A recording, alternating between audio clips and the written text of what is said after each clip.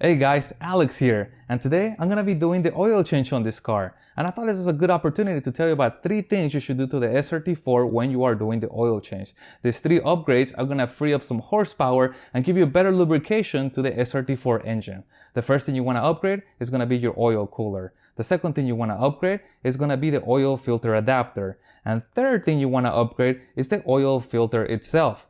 So first, I'm gonna show you the first 2 parts, and then I'm gonna show you what I believe are the best oil filters for this particular car. And finally, while doing the oil change, I'll show you what it looks like with the new parts installed. Alright, let's talk about those upgrades. So the first upgrade you gotta do is the oil cooler. And when I say upgrade, I mean more like deleting. This thing is pretty much a joke. There's a lot of restriction inside the passages in here. The oil has a really hard time flowing through it. You want to delete this and just toss it. If you want a real oil cooler, I suggest you buy an aftermarket system. I deleted this quite a bit a while ago and have seen no negligible effects on the car whatsoever, besides increased horsepower and better flow. This is the second part you want to upgrade. This is the oil filter adapter. This basically interfaces your engine to the oil filter. Now, at some point, Mopar upgraded this part, and the newer part has better porting, meaning bigger passages. They are smoother, so the oil flows better into the oil filter and then back to the engine, which gives you, again, better lubrication, frees up that horsepower. So you want to upgrade this part. You, in theory, could take a grinder and you could start to open this up the way that you would port an intake, but I don't think it's worth the time to do that. I think it's better just buy the new part, swap it out when you're doing your oil change, and be good to go. I'll put a link on the description to this part, and I'll also put a link on the description to the big oil filter adapted kit. Now let's move on to the oil filters. There are several choices when it comes to the oil filter on the SRT4. You can get obviously the Mopar one, or you can get one of these aftermarket alternatives. I like the Napa Platinum filter. I think this is a filter that offers a lot of value for the cost of it. They're actually manufactured by Wix, and that means that the internal contents of the filter cartridge are way better than what you find in the cheaper filters. Now the 41516 is about the size that the original Mopar stock filter would be. This is something that I found in between this one and the big boy right here. So this is a lot bigger, but it will still fit. And then you have this big bad boy, the M1301. This one comes with the big oil filter kit that you buy from one of the online vendors. Now, I want to look at the size and compare that for you. So again, this is about the size of the Mopar stock filter. And I ran this filter for many years. It's a really good filter. This has a diameter of 74 millimeters, which is about 2.92 inches. Look at that diameter. And it has a height of 69 millimeters or 4.82 inches. Very good filter. Now let's look at this guy right here. Now this one is big. This is 93 millimeters in diameter. Look at that, just compare that. And the height is 5.17 inches or 72 millimeters. So there's quite a big difference from here to here. The construction obviously of the filter is pretty much the same across the board. The only thing is that everything's bigger in scale in here. Because it's bigger in scale, that means that there's bigger surface area internally to filter your oil. And because there's a bigger surface area, there's probably gonna be less pressure that is lost when you are pumping oil through there. If there's less pressure, that means that you get a little bit more horsepower that can be used for something else. Then let's look at this big bad boy right here. So some of the kits that you buy online for the big oil filter kit will come with the filter, and typically they come with this filter, the Mobile M1-301.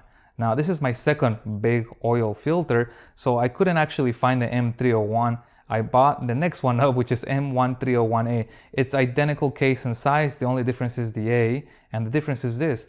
The M1301 is rated to 15,000 miles. This one with the letter A, it is rated at 20,000 miles.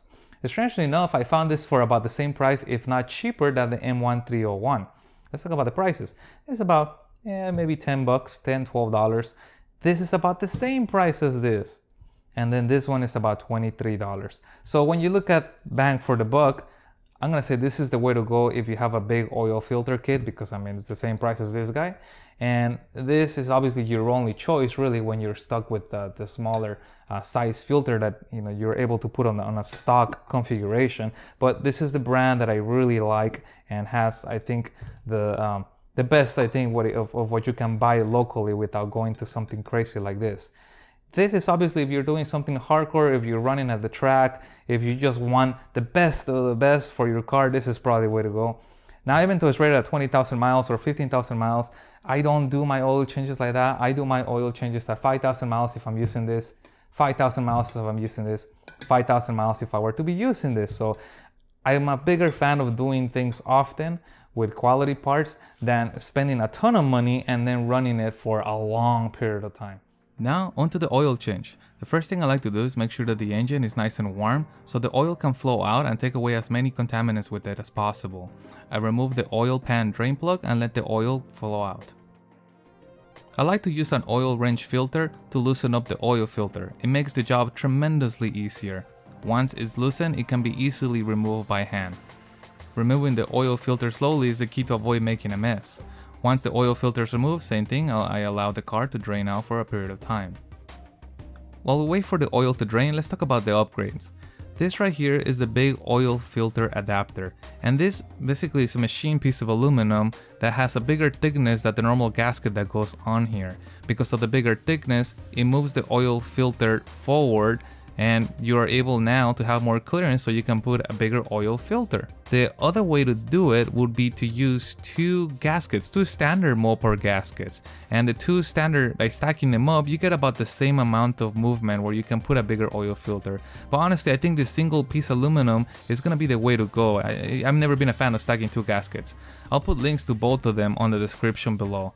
The piece that you see in front of this machine adapter is the oil filter adapter that we talked about earlier.